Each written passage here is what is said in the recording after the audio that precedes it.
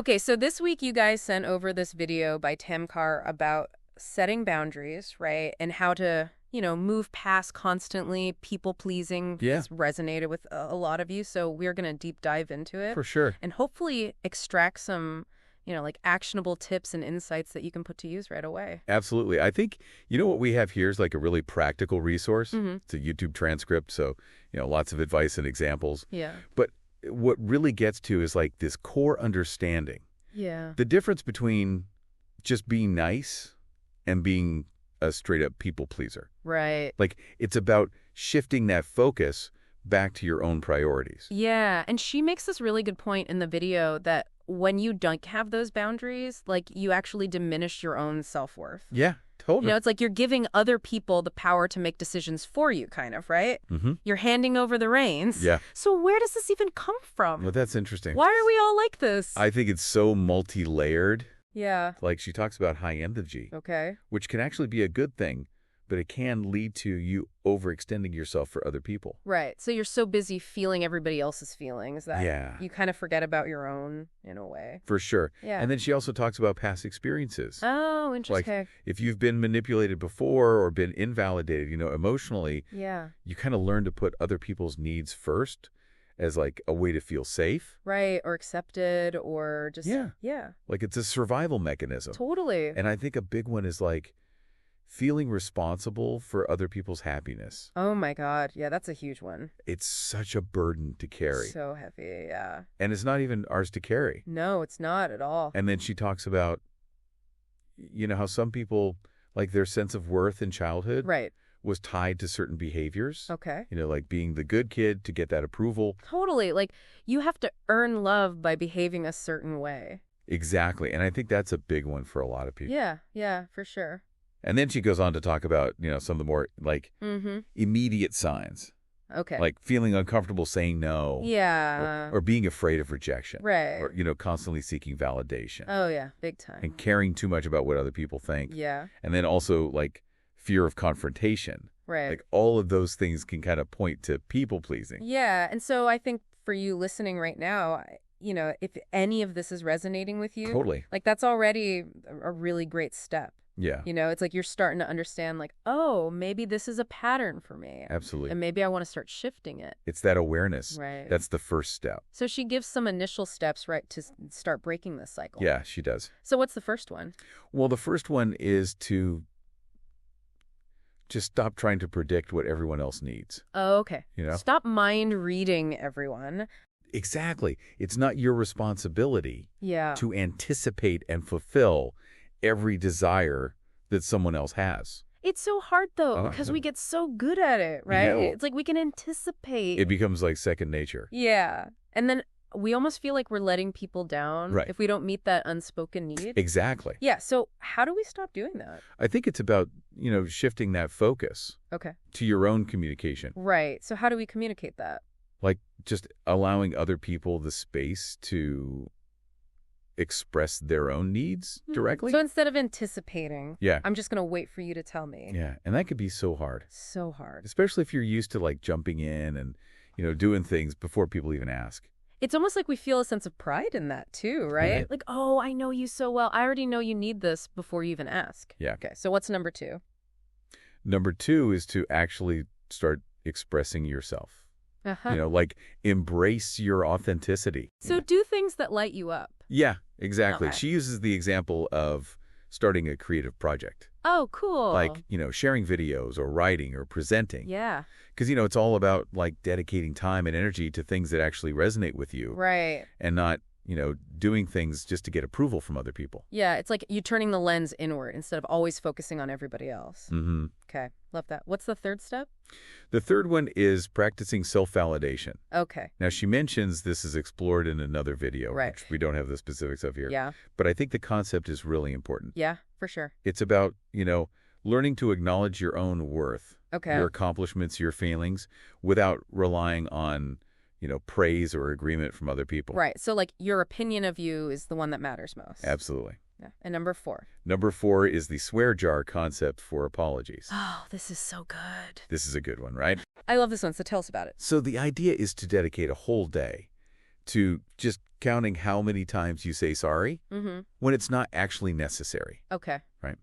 And then right.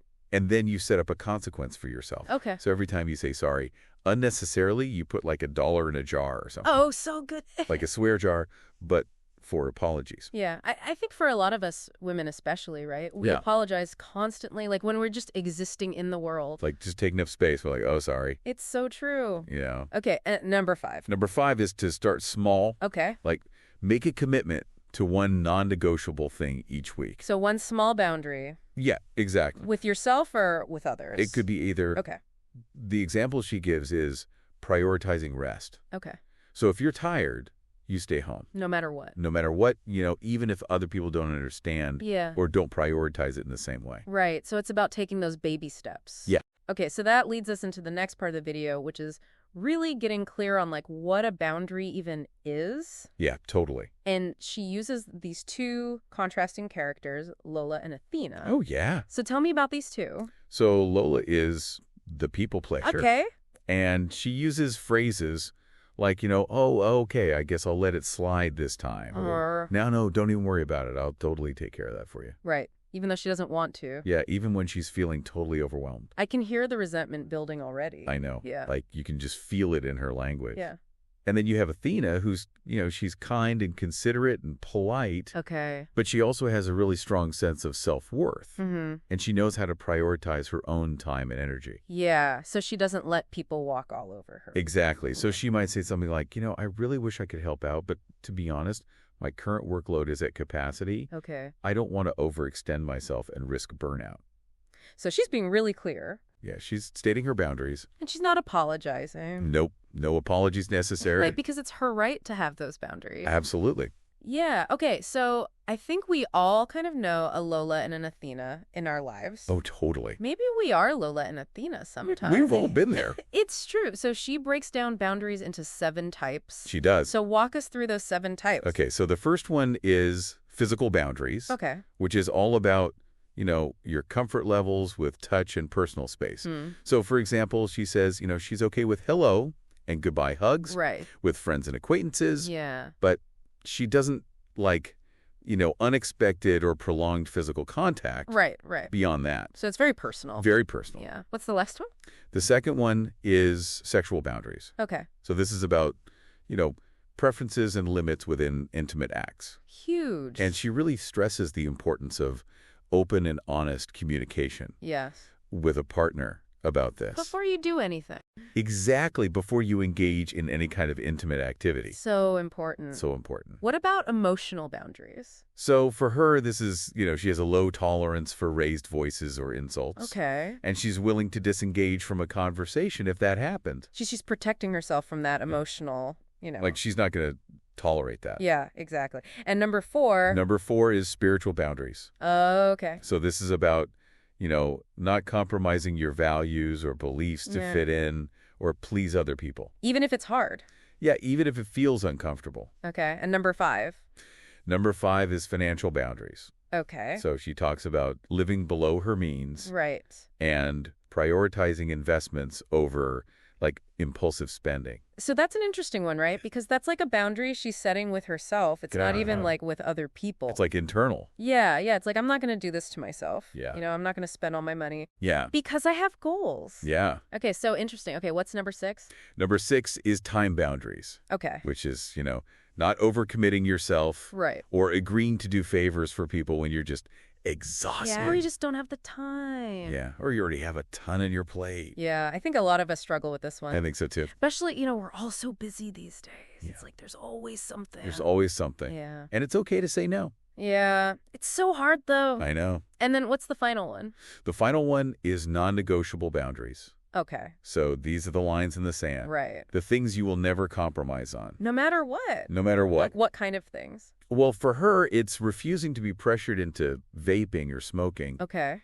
And also never sharing passwords. Okay. In any kind of relation. Which about having those core values. Yeah, those core values. Yeah, those things that you're like, this is who I am. Yeah. I'm not going to budge on this. So how do we actually figure out what our own boundaries are? Well, she gives a bunch of key questions that are really helpful. So walk us through them. So the first one is, what do I value most in my week? Okay. And the advice here is to be really stubborn about it. Okay. Like once you identify those things that are most important to you, Mm-hmm. like family time or quiet time or getting enough sleep. Yeah. You have to protect those things fiercely. Even if other people don't get it. Exactly. Yeah. And then the second question is, okay, what makes me feel pressure? Uh-huh. So this could be anything from, feeling obligated to respond to texts immediately. Oh, yeah. To like the pressure of trying to be perfect. Totally. In every area of your life. All the time. Yeah, and I think once you identify those pressure points, right, you can start to set boundaries around them. Yeah, that's good. Okay, number 3. Number 3 is, what are my limits? Okay. And she suggests making a list of things that consistently make you feel good. Right. Versus things that consistently make you feel bad. Oh, that's a really good exercise. I think so. Yeah, because then you can kind of see... You can see the patterns. Yeah, like, oh, okay, if I do this too much, I feel terrible. Exactly. So I need to stop doing it or set some limits around it. Totally. Okay, what's number 4? Number 4 is, who am I overly accommodating to? Oh, okay. So again, she suggests making a list of those people and then, trying to figure out why. Are you doing it out of guilt or, All right, a desire to be liked. A desire to be liked, yeah. Or maybe like fear of the consequences. Yeah, total like, fear of projection. Yeah, exactly. All of those things. Okay, and then the final question. The final question is, what am I resentful of? Okay. And she says that this is going to reveal what you need to stop enabling. Like resentment is a huge sign, that a boundary has been crossed. Right, and we just keep letting it happen. And we keep letting it happen. Yeah. Yeah. So pay attention to that resentment. That's so good. Okay, so once we have a better idea of what our boundaries are, right, then comes the really hard part. Yeah. Which is communicating them. Communicating them effectively, yeah. So how do we do that? Well, she gives this magic formula for polite boundary setting. Okay, I love a magic formula. Yeah, who doesn't say? So tell me about it. So she uses the example of dirty dishes. Okay, relatable. Very relatable. Yeah, we've all been there. We've all been there. Okay, so what's the formula? So first you ask the person if they have a minute to talk. Okay. Just politely initiate the conversation. Right, right. And then you address the issue without being accusatory. Okay. So you might say something like, I make an effort to clean up after myself. Right. And then you state your need. Okay. So, I would really appreciate it if you could do the same. Right. And then importantly, you acknowledge the other person's perspective. Okay. Even if you don't agree with it. Yeah. But without diminishing your own need. Okay, you're validating them. Yes. While also standing your ground. Exactly. Yeah. And then you reiterate that this is important to you. Okay. And that it's not something you're willing to compromise on. Right. So it's like a non-negotiable. Yeah, a non-negotiable. What about when we need to be a little more assertive? Okay, so for assertive boundary setting, yeah, it's important to remain calm. Okay. Don't get all flustered and upset. Right. Don't apologize. Just say sorry. No, just say no. Okay. Don't over-explain yourself. Okay. Don't try to anticipate the other person's reaction. Yeah, because that's not our job. Exactly. Yeah. Hold people accountable for their behavior. Yeah. And then also listen respectfully when they're talking. Yeah. So, don't interrupt them or anything. Right. It's about being assertive, but not aggressive. Exactly. All right. And she gives the example of, someone asks you to babysit for a whole weekend. Okay. And you just say, no, I won't be able to do that this weekend. Right. And that's it. Short, sweet to the point. That's it. So setting boundaries with others is one thing, but she talks about how we need to be firm and consistent with our own boundaries too. Yeah, absolutely. So how do we do that? Well, she suggests using consequences and rewards. Okay. Like, only allowing yourself to watch Netflix after you've finished your work. I love that. Or setting up systems in your life that make it harder to break your boundaries. Right. So, automating savings transfers so you're less tempted to spend money. Oh, yeah. Or giving yourself internal ultimatums. Okay. Like if you're avoiding a difficult conversation with a family member, right, you set a deadline for yourself to address it. Okay. So you don't keep putting it off. Yeah, I like that a lot. And I think a big part of it is just changing your mindset. Okay. Like thinking of boundary setting as a positive thing. Okay. That actually strengthens your relationships. How? Because it prevents resentment from building up. Okay. And it promotes honest communication. I see. Yeah. So it's not about, freeing these walls. Right. It's not about shutting people out. No, it's about creating healthy connections. Right. Based on respect and understanding. Okay, so then she goes on to talk about setting boundaries in different types of relationships. She does. So starting with romantic relationships. Yes. What are some of the key takeaways there? Well, one of the things she says is don't nag men. Don't nag men. Okay. Which I know might sound controversial to some people. Right. But I think she's saying yeah, it's not that we shouldn't communicate our needs. Yeah. It's more that that nagging can be counterproductive. Right, it can be, and it can kind of create this, like... This negative dynamic. Yeah, this dynamic where, like, the guy feels like he's constantly being, like... Yeah, he's walking on eggshells. Yeah, and then he shuts down, and then we get more frustrated, and then it becomes a vicious cycle. Yeah, so what's the alternative? Well, she says to communicate your needs calmly and clearly. Okay. Give your partner a choice. Okay. But also state your non-negotiables. Okay. Like, she uses the example of, a partner liking other people's photos on social media. Oh, yeah. And she says, you can express your discomfort with that. Right. But you can also say, this is something I'm not willing to accept in a relationship. So, like... It's a deal breaker. Yeah, it's a deal breaker. Yeah. And it's okay to have deal breakers. Absolutely. Yeah. What else? Setting boundaries around passwords, okay. Not getting sucked into on-again, off-again relationships. Right. And, establishing expectations around texting. Yeah. Like maybe instead of texting all day, you have one meaningful phone call. Oh, I love that. Yeah. Okay, what about friendships? So she talks a lot about emotional dumping. Okay. You know how some friends just constantly unload their problems on you? Yeah. And she says it's okay to set a boundary there. Even if you love your friend. Even if you love them, yeah. Yeah. You don't have to be their therapist. Right. And she also addresses the fear of losing friends when you start setting boundaries. Oh, this is so huge. I know. Because I think a lot of us are so afraid of that, right? Yeah. Like if I start saying no to people, they're going to abandon me. Yeah, and she says, if they can't respect your boundaries, then they weren't really true friends in the first place. Oh. Which is hard to hear. It is hard to hear, but I think it's true. I think it's true, too. Yeah. And then she talks about family relationships. Oh, boy. Which can be the trickiest. The most complicated, for sure. Yeah. Especially, in some cultures. Right. Where boundaries aren't really talked about. Totally. So she gives examples like, refusing to communicate with family members who are disrespectful. Oh, God. Or put you down or insult you or raise their voice. Right. And also, objecting to comments about your appearance. Oh, that's a big one, especially with family. Yeah. It's like they think they can say whatever they want. Because they're family. Right, exactly. And she makes a really important point here. What's that? That not all family members will respect your boundaries. Oh. And in those cases, creating distance. Okay. Or withdrawing from certain interactions. So hard, though. I know, it's so hard. But sometimes necessary. It is. Okay, what about with everybody else, like strangers and acquaintances and colleagues? Yeah, so she gives examples like, stating your discomfort with unwanted physical touch. Okay. Maybe suggesting a handshake instead of a hug. Right. And also, if a stranger is rude to you, you don't have to apologize or engage with them. Just walk away. Yeah, just walk away. Yeah. Okay, so this next part is really interesting. Okay. She talks about setting boundaries with yourself. Yes. So why is that important? Well, she says it's actually even more important than setting boundaries with other people. Wow. Because you have control over your own actions and choices. I see. Right. So it's about cultivating self-respect and self-love and really committing to your own well-being.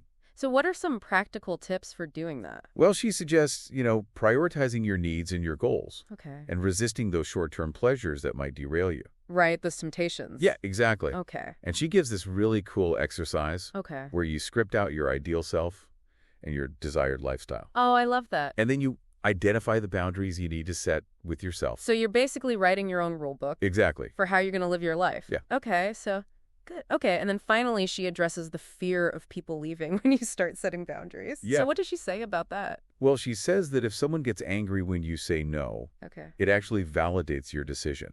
Because it shows that they don't respect your needs. I see. And that they were probably taking advantage of you. Right. They just wanted you to keep saying yes. Exactly. And doing things for them. And doing things for them, yeah. And she also says that being unavailable or not doing favors doesn't make you a bad person. Right. Or unkind. No, it doesn't diminish your worth. Yeah. And it's so hard to remember that, though. But it's so important. It is. Okay, so it sounds like the overall message is that setting boundaries is essential for our well-being. For our well-being, for our relationships. For our self-respect. For everything. For everything. Yeah. So for you listening right now, I want to challenge you to think about one small boundary you can set this week. Yeah. And just notice how it feels. Just observe. Yeah, like how does that impact your relationship? And your sense of self. Yeah, and think about which of those 7 types of boundaries feels most relevant to your life right now. Yeah. And also think about Lola and Athena. Like, did you see yourself in either of those characters? And how did that make you feel? So thank you for joining us on this deep dive into the world of boundaries. It's been a good one. It has been a good one. Yeah. And we'll see you next time. See you later.